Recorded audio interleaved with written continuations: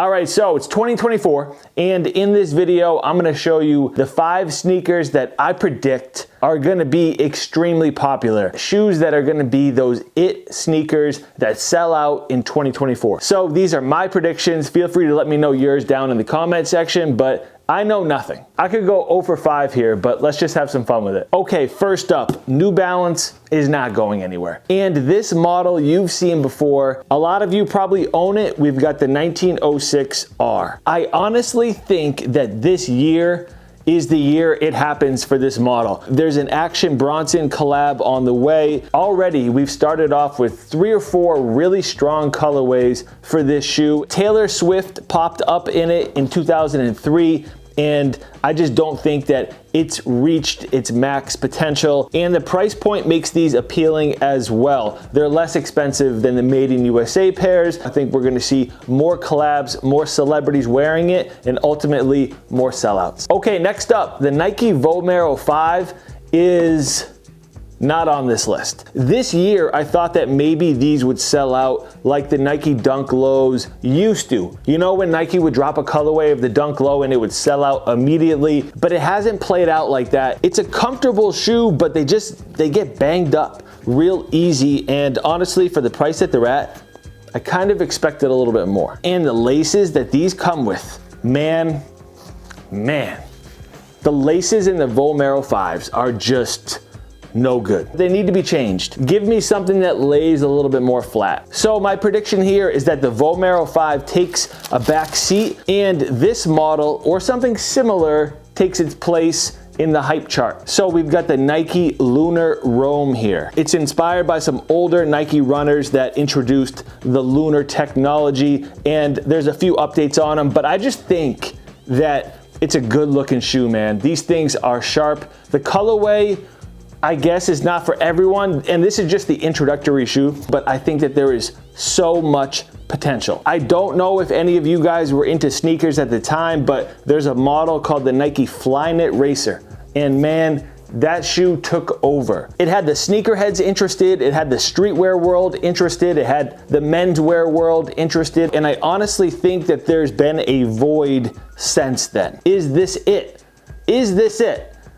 I don't know. It has potential to be, it just needs a stronger colorway, maybe a collab, maybe a switch up of some materials on the upper, but the Lunar Roam, I think it's gonna be very popular this year. Okay, let's talk Adidas real quick. Obviously, the Samba is on top of the world right now. This is probably the most popular sneaker in this video. And if you think it's just sneakerheads that like this shoe or a few people on TikTok, you are sorely mistaken. This shoe, honestly, is gonna keep getting bigger. This is gonna be a huge year for the Adidas Samba. I'd love to know how many they sell annually. I'm sure I could figure that out. There's always gonna be an it sneaker like this. Right around $100, the Air Force One, the Nike Dunk, the New Balance 550, Chuck Taylors, there's always gonna be a strong, popular sneaker like this, but I don't see the Samba going anywhere in 2024. But what I do see happening is people like me that don't love the Samba are gonna experiment with other models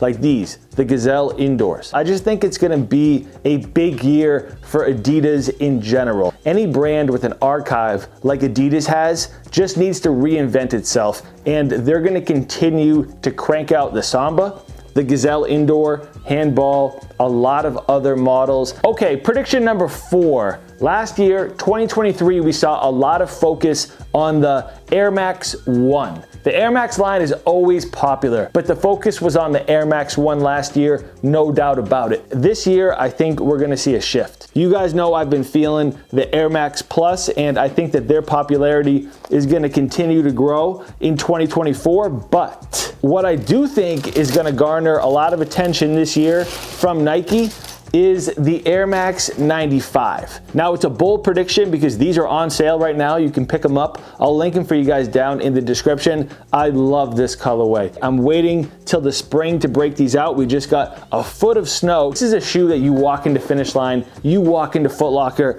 it's on the wall. There's always an Air Max 95 and Air Max 97, I think that there's just gonna be a little bit more momentum where the average consumer goes out and buys this shoe and sneakerheads kind of get more interest in it as well. Other than the Neon 95s and some of the collabs, there's not a whole lot of people that are sneakerheads or sneaker collectors that are going out there and buying a lot of 95s. But I think that's gonna change because outside of the US, these are a lot more popular than they are here. I love following people on YouTube and Instagram that are overseas in Europe and seeing what they're rocking because it's different than what we're wearing here, and that always piques my interest, and sometimes I think that that is what's gonna be on the way as far as trends go for us. Okay, before we get into the last one, Puma Suede. Yep, I think that these get resurrected a little bit. They're always popular, but I think that they're gonna be even bigger in 2024. It might be